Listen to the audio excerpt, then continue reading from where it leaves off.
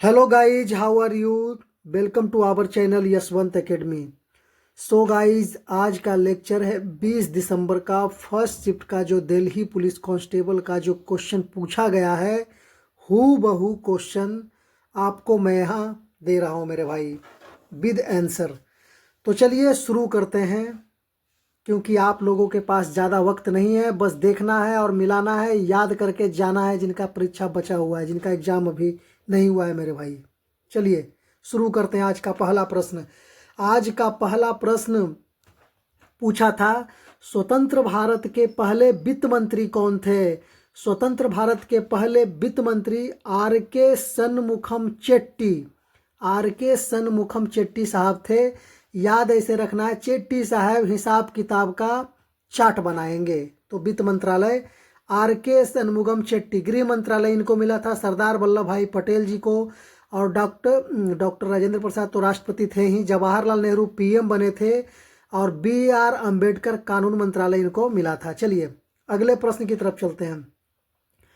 कबड्डी के खेल में प्रत्येक टीम के मैदान पर एक समय में कितने खिलाड़ी खेलते हैं? तो ये आपका 7 खिलाड़ी खेलते हैं। कबड्डी के खेल में प्रत्येक टीम में 7 खिलाड़ी होते हैं।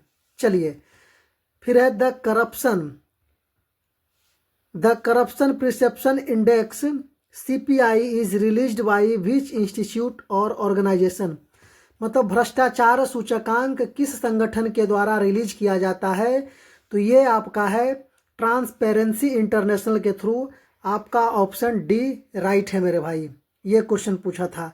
अगला प्रश्न पूछा था, किस कन्नड़ लेखक की लघु कथाओं का संग्रह हार्ट लैम्प, जिसका दीपा भास्थी ने अनुवाद किया, अंतर्राष्ट्रीय बुकर पुरस्कार इंटरनेशनल बुकर प्राइज 2025 की लंबी सूची में शामिल हुआ और बाद में पुरस्कार भी जीता? सोचिए, तो ये हार्ट लैम्प किनका बुक है? ये आपका बानू मुश्ताक जी का बुक है। ऑप्शन सी आपका राइट है।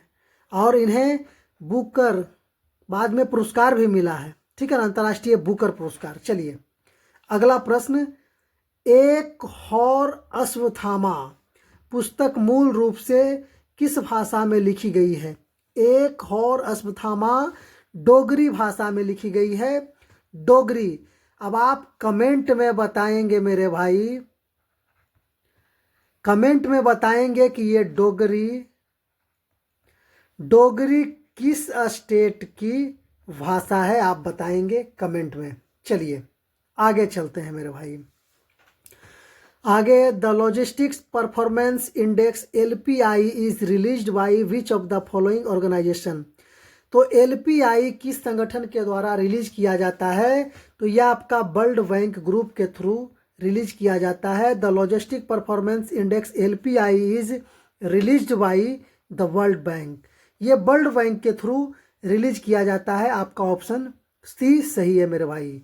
चलिए अगले प्रश्न की तरफ चलते हैं। अगला प्रश्न है, who among the following is known as a father of kabaddi. निम्नलिखित में से किसे कबड्डी का पिता कहा जाता है? तो कबड्डी का पिता कहा जाता है हरजीत बरार जी को। हरजीत बरार आपका ऑप्शन बी में है।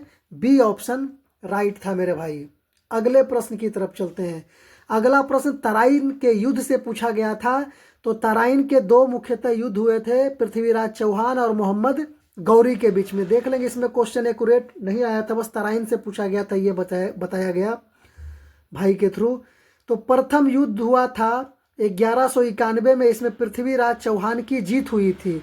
और द्वितीय युद्ध हुआ 1192 में, इसमें मोहम्मद गौरी की जीत हुई थी और पृथ्वीराज चौहान वीर गति प्राप्त हुए थे, युद्ध स्थल में ही मारे गए थे।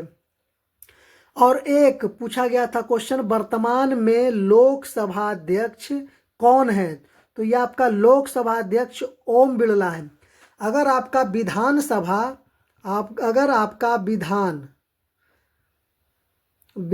विधानसभा के बारे में पूछा गया होगा तो कौन सा स्टेट का है, वो कमेंट में आप कमेंट करेंगे मेरे भाई। लोकसभा का पूछा गया तो आपका इसका अध्यक्ष ओम बिरला साहब हैं। चलिए अगला प्रश्न, गांधी जी के बारे में पूछा गया था। गांधी जी के जीवन दर्शन के बारे में ऑप्शन था इस तरह से, आपका देखना है कौन कौन था। सत्य अहिंसा सत्याग्रह, सर्वोदय, स्वदेशी, अस्तेय और अपरिग्रह, ब्रह्मचर्य और आत्मसंयम। तो गांधी जी से रिलेटेड भी एक क्वेश्चन बच्चों के थ्रू भेजा गया था। चलिए अगला प्रश्न आपका है मौर्य साम्राज्य के बारे में। मौर्य साम्राज्य के किस शासक ने बौद्ध धर्म का विस्तार बाहरी देशों में किया था? तो यह आपका सम्राट अशोक किए थे। ऑप्शन सी, सम्राट अशोक के एक सन और एक डाउटर थे। डाउटर का नाम था संघमित्रा। डाउटर का नाम था मेरे भाई संघमित्रा और बेटा महेंद्र। बेटा महेंद्र थे जिनको बौद्ध धर्म का प्रचार करने के लिए श्रीलंका इन्होंने भेजा था। जिसका प्रचार करने के लिए सम्राट अशोक अपने पुत्र महेंद्र और बेटी संघमित्रा को श्रीलंका इन्होंने भेजा था बौद्ध धर्म का प्रचार करने के लिए। तो इसका राइट आंसर आपका ऑप्शन सी है मेरे भाई। चलिए अगले प्रश्न की तरफ चलते हैं। अगला प्रश्न आपका है पेले। पेले शब्द किस खेल से संबंधित है जो एक प्रसिद्ध खिलाड़ी के नाम भी हैं? तो पेले आपका फुटबॉल से संबंधित है और ये प्लेयर का नाम भी है, फुटबॉल से संबंधित भी है। अगला प्रश्न पूछा था पेनल्टी कॉर्नर शब्द किस खेल से संबंधित है? तो पेनल्टी कॉर्नर आपका ऑप्शन सी हॉकी से संबंधित है। तो चलिए हॉकी से संबंधित और क्या क्या शब्द हैं वो भी देख लीजिए। फ्री हिट, फ्री हिट भी इसी से संबंधित है। फ्री हिट किसी खिलाड़ी द्वारा नियम तोड़ने पर विपक्षी टीम को मिलने वाला मौका, उसी को बोलते हैं फ्री हिट। पेनल्टी कॉर्नर तो रक्षात्मक टीम की गलती पर हमलावर टीम को डी क्षेत्र के बाहर से मिलने वाला शॉट, उसी को बोलते हैं पेनल्टी कॉर्नर के रूप में उसको दिया जाता है। ड्रिबलिंग, ड्रिबलिंग भी किससे है? हॉकी से। स्टिक की मदद से गेंद को नियंत्रित करते हुए आगे ले जाना, उसको ड्रिबलिंग बोलते हैं। फिर बुली, खेल को फिर से शुरू करने के लिए एक तरीका जहां दो खिलाड़ी स्टिक टकराकर गेंद पर नियंत्रण पाने की कोशिश करते हैं, उसको बुली कहते हैं। फिर स्कूप, गेंद को स्टिक से उठाकर हवा में ऊपर की ओर मारना, उसको भी क्या बोलते हैं? स्कूप। ये सारे के सारे शब्द जितने भी हो गए ये सभी के सभी आपका हॉकी से, आपका सभी के सभी हॉकी से रिलेटेड है मेरे भाई। चलिए इसमें से हो सकता है बाकी आने वाले शिफ्ट में यहाँ से भी क्वेश्चन आपका बनने की संभावना बहुत ही ज़्यादा है।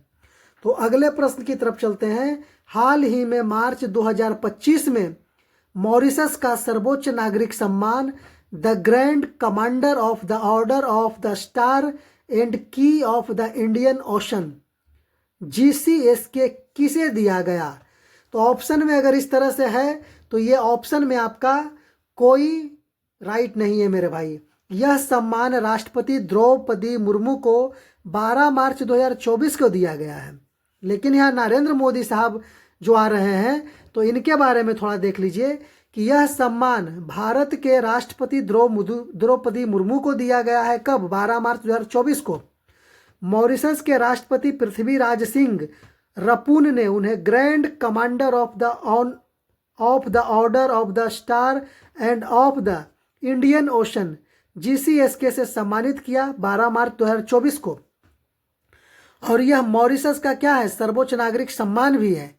लेकिन यह सम्मान तो द्रौपदी मुर्मू को इधर मिला है, यहाँ लिखा है नहीं, यह सम्मान द्रौपदी मुर्मू को मिला है।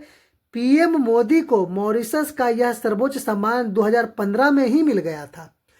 तो इनको मिल गया था 2015 में ही, और आपको द्रौपदी मुर्मू साहब को मिला है, मुर्मू साहिबा को मिला है 12 मार्च 2024 को मिला है। तो देख लीजिएगा, अब यहाँ 25 था या 2024 था, ये देख लेना है ऑप्शन में। हम लड़के तो 2025 लिख करके भेजे थे, तो इसमें से आपका द्रौपदी मुर्मू राइट आंसर है मेरे भाई। नरेंद्र मोदी अगर कहेंगे तो 2015 में है, और ऐसे मुर्मू राइट सही है। चलिए बस, चलिए ये क्वेश्चन मतलब इतना ही हमको मिला था। तो इतना का शानदार और सटीक विश्लेषण आपको कैसा लगा और आपको चाहिए बाकी के शिफ्टों का, तो कमेंट सेक्शन में ज़रूर कमेंट कीजिएगा मेरे भाई। धन्यवाद। चैनल पर नए हैं तो सब्सक्राइब जरूर कीजिएगा, वीडियो को लाइक कीजिएगा, सब्सक्राइब कीजिएगा ज़रूर।